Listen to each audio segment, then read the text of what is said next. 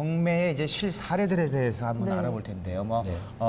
물건 분석 방법에 대해서도 다 다르겠어요. 네. 아파트, 주택, 그리고 상가, 토지, 뭐 기타 네. 경매 등등등 네. 다 케이스가 다를 거라고 생각하는데 네. 먼저 뭐 흔히 우리가 알 수 있는 아파트, 주택부터 한번 뭐 네, 알아보죠. 알겠습니다. 아파트는 굉장히 인기가 있죠. 네. 왜냐하면 환금성이 좋고 그렇죠. 그다음에 쉽게 좀 오르기도 하고 그렇죠. 예, 요즘 뭐 많이 이슈가 됐지만요. 네. 그래서 아파트 같은 경우는 사실은 큰 차익을 보기는 좀 어렵습니다. 아, 그렇군요. 네, 그렇죠. 근데 그럼에도 불구하고 실소유자들은 아직도 굉장히 투자하기 아파트를 선호하죠. 네, 좋은 시장이고요. 어쨌든 시세보다 싸게 사기 때문에. 네네네. 그런데 부동산 가격이 이렇게 오를 때는요. 지금 상승기죠? 네, 어. 아파트 같은 경우는 굉장히 민감하거든요. 어. 그래서 조금 입찰 가격을 공격적으로 쓸 필요가 있어요.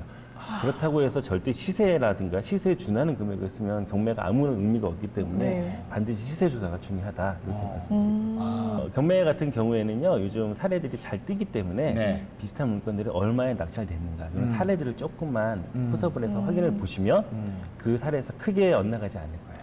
비슷하게는 쓸 수 있을 겁니다. 동향은 지금 그렇단 말씀이신 네, 거죠? 동양 그렇고요. 네네. 저는 그래서 좀 그런 흐름이 좋을 때 네. 아파트를 투자한 경우에는 네. 제가 감정가는 4억 3천인데 네. 4억 2천만 원에 낙찰을 받았어요. 4억 2천 22만 원에 낙찰을 받았어요. 그래서 어떻게 보면 1,000만 원 싸게 그걸 하냐라고 인식하시겠지만 전세를 4억 2천에 놨습니다. 정말 적은 가격에 그런 네, 거네요. 그러니까 실제로 투자한 거면 한 1,000만 원이 안 되는 그러네요. 거죠. 네. 시세가 근데 정말 시세는 한 4억 5천, 6천 정도 됐습니다. 그래서 그 당시에는 크게 남기지 못하는 건 알고 있었지만 네. 부동산 가격이 오르고 전세 상승기고. 가격이 오르는 흐름을 알고 있었기 때문에 어. 아까서도 말씀드렸듯이 조금 강하게 쓴 거고요. 상승기에는 강하게 써라. 맞습니다.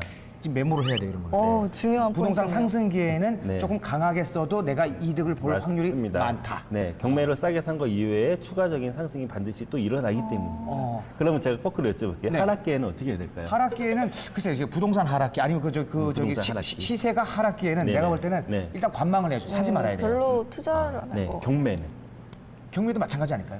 경매는 하락기에도 투자가 가능합니다. 그래서 경매 그러는구나. 네, 하락기에는 어떻게 일단 물건이 많고요. 네. 입찰자가 적기 때문에 굉장히 싼금하게 낙찰받을 수 오히려 있습니다. 네. 그러면 오히려 더 어떻게 해야 됩니까? 그렇죠. 그래서 하락기에는 반대로 갑니다.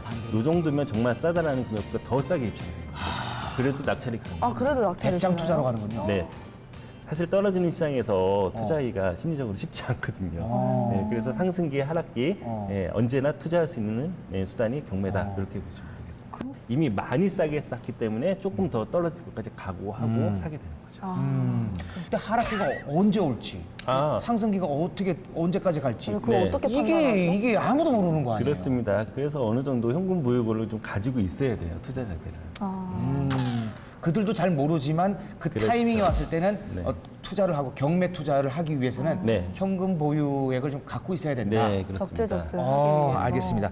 자, 아파트 경우와 또 이 상가 경우가 다를 것 같은데 뭐냐면 아파트는 이제 그 가치가 재건축이 있다 그러면 그 상승비까지 합쳐서 그 시세가 더 높아질 수가 있는 건데 오래된 아파트라도. 네, 그렇습니다. 근데 그 재건축이 끼어 있는 아파트 상가면은 네. 그게 월세가 떨어지더라고요 오히려. 네.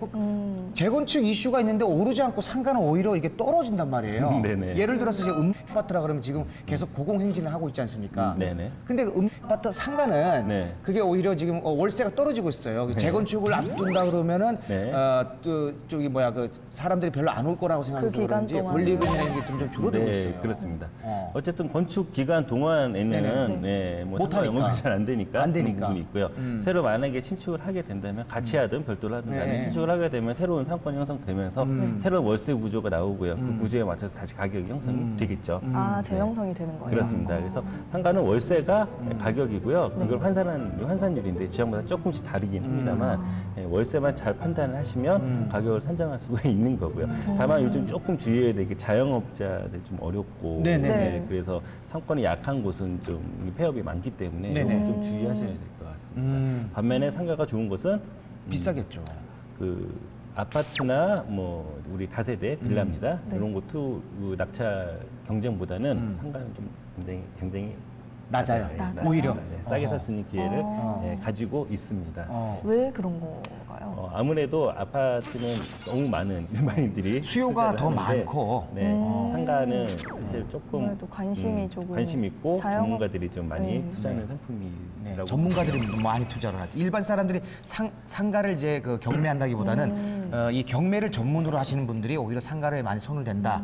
그렇게 네. 얘기가 되겠죠. 제가 한 사례로는요 네. 정말 총 투자 금액이 300만 원밖에 안 되는 상가도 있었어요. 말도 안 돼요. 아, 진짜요? 정말입니다. 예. 얼마짜리 상가인데 네, 300만 원. 가격 낙찰가 자체가 2천만 원밖에 안 되는데 대출을 제가 그때 한 94% 정도 받은 것 같아요. 저리로. 네, 일부 명권에서. 일구 명권에서 네. 94% 네, 받았다고요? 그다음에 이 보증금도 일부 받고 하니까 투자 돈이 300이더라고요. 그래서 무슨 동이었어요? 그게? 거기는 이제 서울은 아니었고 어. 예, 경기도였어요. 경기도? 네, 1층 상가였어요. 1층 상가인데 그래요? 네네. 어떻게 그렇게 싸게? 네, 공매로 나왔던 물건인데요. 아하. 예, 별로 관심을 가지지 않는 쪽이라서 가능했었죠. 행운이 따랐네요. 네, 그래서 월세 5만 원 내고 항상 15만 원씩 300 투자해서 매월 15만 원씩. 어쨌든 경매의 장점은 또 한 번 확인하는 게 우리 상가를 통해서 확인하는 게 네. 적은 금액으로 또 이렇게 또 수익을 또 낼 수가 있다라는 거가 되겠네요. 네, 자, 이렇게. 상가 경매 사례를 한번 들어봤고요. 자, 이번에는 조금 뭐 일반 사람들 좀 좋아하는 걸까요? 근데 토지, 나는 좀 토지는 좀 거리가 좀 있다고 토지. 생각했거든요. 네. 토지도 경매를 이제 또 나오고 있지 않습니까? 네, 그렇습니다. 네.